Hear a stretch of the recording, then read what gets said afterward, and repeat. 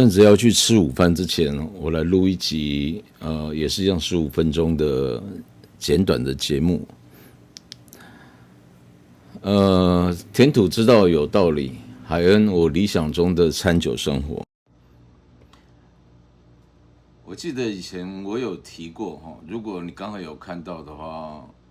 那也是复习一下；如果没有看过的话，我再提一次。就是我曾经在日本巡回拜访酒造的时候，那时候是有人帮忙安排，所以我去了好几间的酒造，每个酒造都是不一样的特色，有大的有小的，那有新派的有传统的，但他们这些酒造的老板呢，晚上我们都要吃饭，通常我都要坐在酒造老板的正对面，因为我算是台湾的代表里面。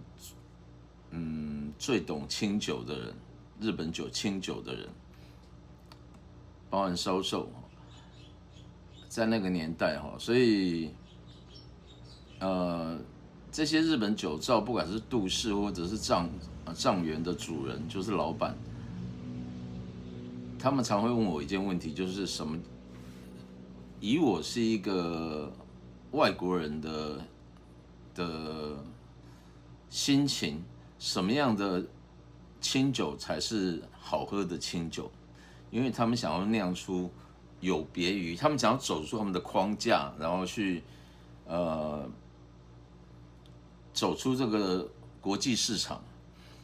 即便台湾跟日本的风俗习惯很接近，但是饮酒的方式还是不一样嘛。这个问题真的很难回答。我那时候的回答算是很笼统，就是说，要怎么去讲说日本酒很好喝呢？它日本酒度多少，酸度多少，氨基酸度多少，酒精度多少，酒体厚还是不厚？它的压榨方式是怎么压榨的？它保存期限它的出厂时间到底饮用的时间有多长？等等，这些东西当然都可以提，但是提这个是没有意义的，因为。不是没有意义，而是你提这个，你要有想办法找到这样子的酒，不然的话，你讲那么多好喝的清酒的条件，可是你根本找不到这样的酒。那所谓好喝的意义又在哪里？同样的道理也可以扩展到葡萄酒上面。我也有参加过很多葡萄酒商所办的活动。同样的，我常常被安排坐在最前面的位置，然后要跟意大利酒商啦、美国的酒商啦、甚至来自于纽西兰啦、澳洲的酒商啦、法国的酒商啦，面对面，然后我都要负责提问题。我说过，我葡萄酒跟清酒几乎是同时开始的，所以我很有把握这两个酒我都非常的理解。这个不是自负，而是我做过的努力，我自己知道，这么多的书也是一个很好的一个解释哦。那什么是好喝的葡萄酒呢？是不是又要考虑到酸度、单宁，又要考虑到它会不会太甜？其实甜分要看你是产自哪一个产区啊哈。葡萄品种、酿造的酒精浓度、当年的年份。或是酿造的手法，因为酿造手法千奇百怪，很多种啊。葡萄酒其实也很丰富，非常丰富的一种酿酒方式。来自哪一个产区、哪一个国家，保存的状况如何，搭配的料理是什么，很多都可以谈。再讲下去，连啤酒也都可以谈了。但是我们不要把范围扯得这么远。就是回归到本质是什么叫做好喝的酒？注意，我现在讲就不是只有清酒，是好喝的酒。请注意哦，就是我刚刚已经提到了，我可以定义出什么叫好喝的酒，年份啊，或者是产区啊什么的。但是你临时你有没有可能收集一堆这样的酒？你很努力去收集，有可能收集得到。但是重点在于说，你不可能在当天就把所有的酒给喝光嘛。等到你的时间拖长，过了半年之后，你原来当时以为是你收藏的时候认为是好喝的酒，有时间这个变数，有环境的影响，还有你身体的状况，心理的状况、食物的状况，跟你一起对饮的人的改变等等，那个酒还会好喝吗？也许更好喝，也许就没有那么好喝了。所以说，所谓的收集美味的酒，不管是清酒、葡萄酒，或者是啤酒，那基本上没什么意义的。即便是那种比较高的酒精浓度的蒸馏酒，短时间之内也许变化不大，长时间之内就会有很大的变化了。所以，当我们在思考说，如果我现在来回答这个日本酒造这个账主这个老板的问题的话，或者是他们杜氏的问题的话，我会跟他讲说，这个实在是很难决定，因为这个真的是因时、因地、因人制宜的。什么意思？因为现在好喝的酒，未来不见得好喝。现在好喝的酒是这个年代好喝的酒的样子。比方讲，我记得1980年代吧，日本新系的越乃韩梅，越是越国的越越乃韩梅。它当时是非常一瓶难求的很好的酒，但是现在进到台湾市场被打趴了，根本也很难出现了。但是各位可能很难想象，它当时的地位就像现在的一堆人在吹捧的14代啊、新政系列这样的酒。所以说14代、新政什么黑龙的酒，也许过了30年之后，也是被弃之如敝屣啊，都有可能了。所以好喝的酒是会一直变化的，那种变化不单只是酒质的变化，还要考虑到风俗习惯的变化等等。所以开一个玩笑了，你卖到非洲的清酒跟卖到台湾的清酒，你觉得两边人的喜好会一样吗？不会啊，保存环境就不一样啦，吃的东西也不一样啊。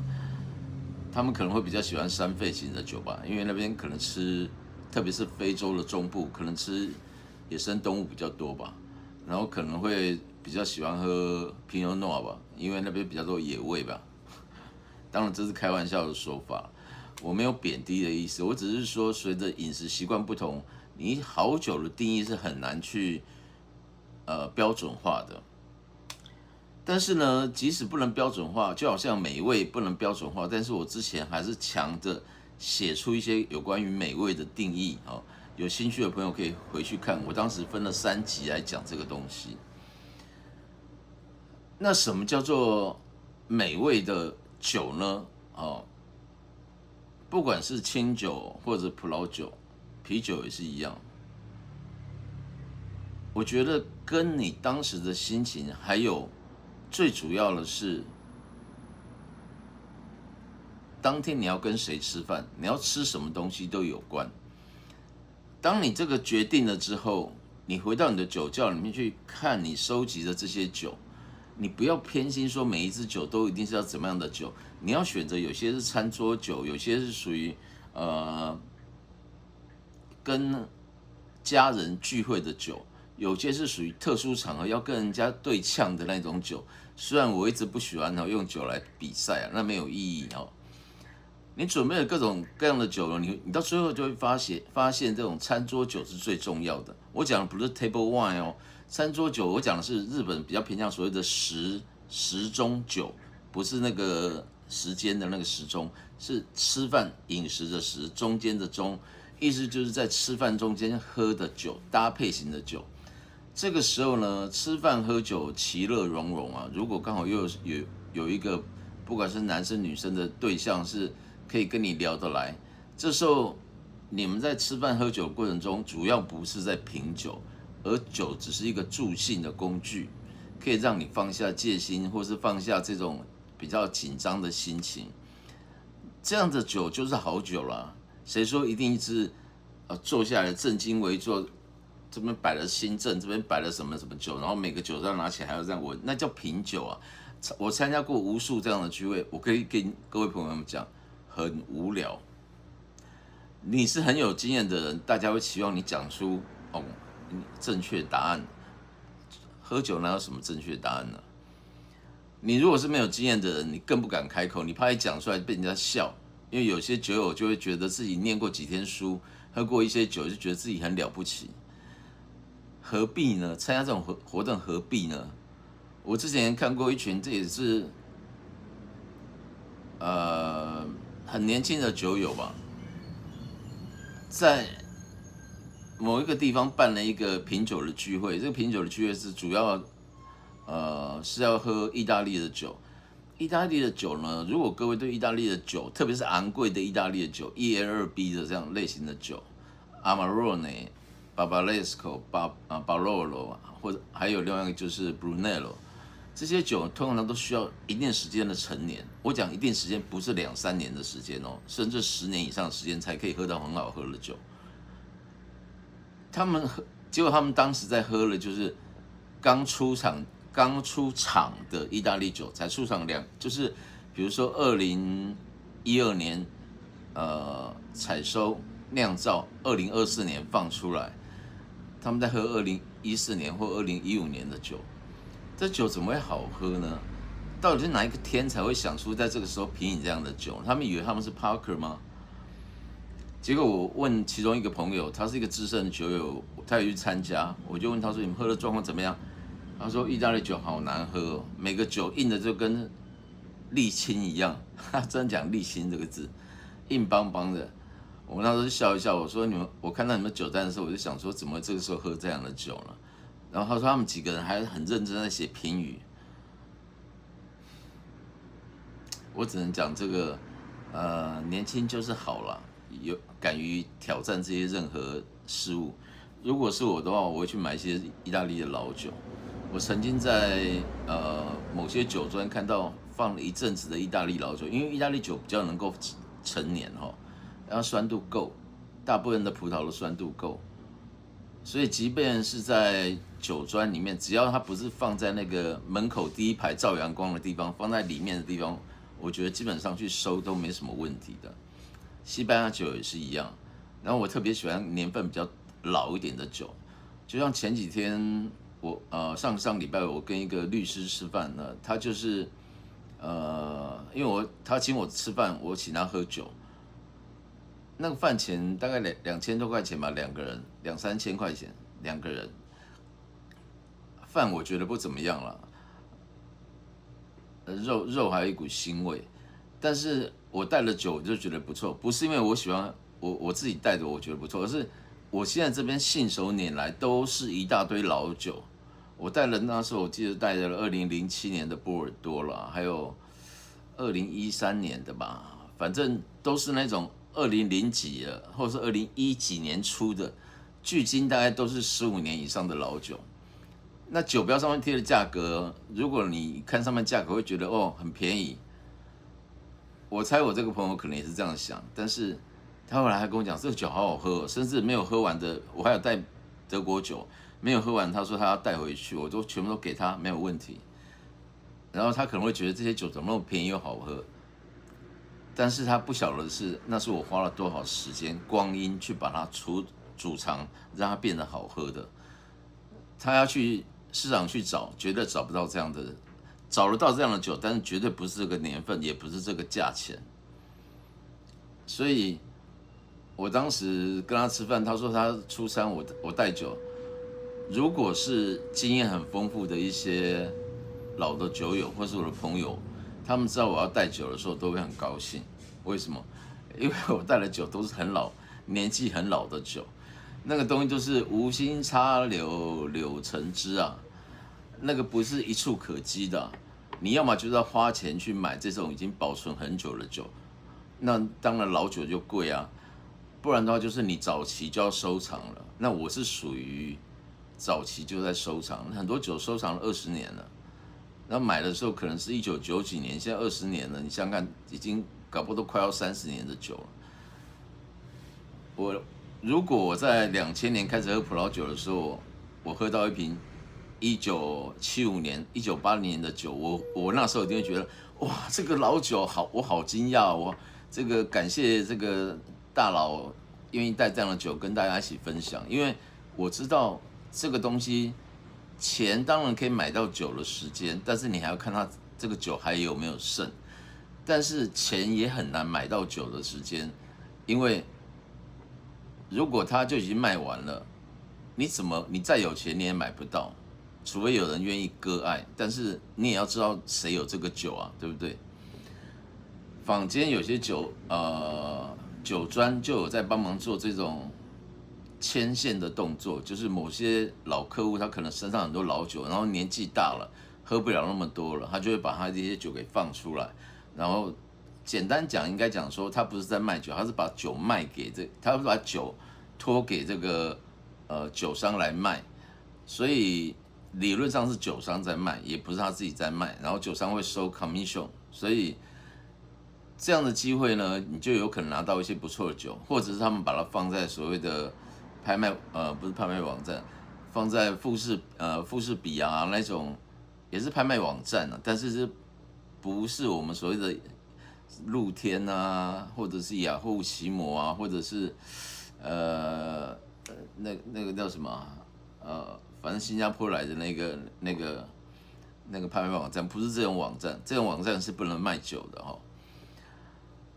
所以回归到本质的问题，就是说酒其实时间是，如果现在问我的话，我觉得是，当你的酒本身开始酿的就要够好，要有一定的程度，然后再加上适当的保存的话，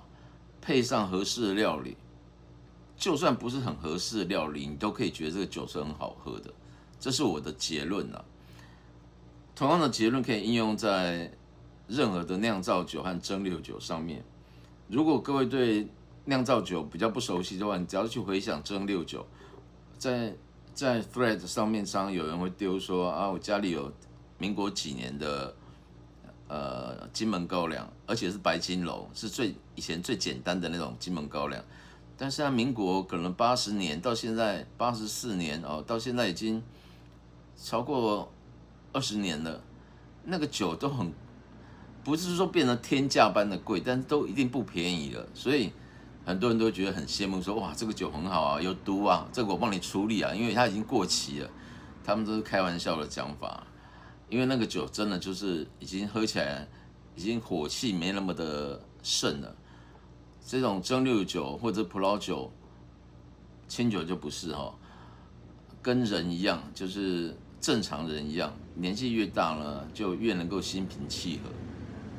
我自己呢，已经过了知天命，但是这一年来的状况让我还不能够心平气和。我希望我能够早一点心平气和，然后我这边还有很多老酒，我希望在我死之前能够全部把它喝完，不用留给后代。我也没有后代，目前为止，除非我有结婚。好，今天讲到这里了，我要去隔壁吃牛肉面了，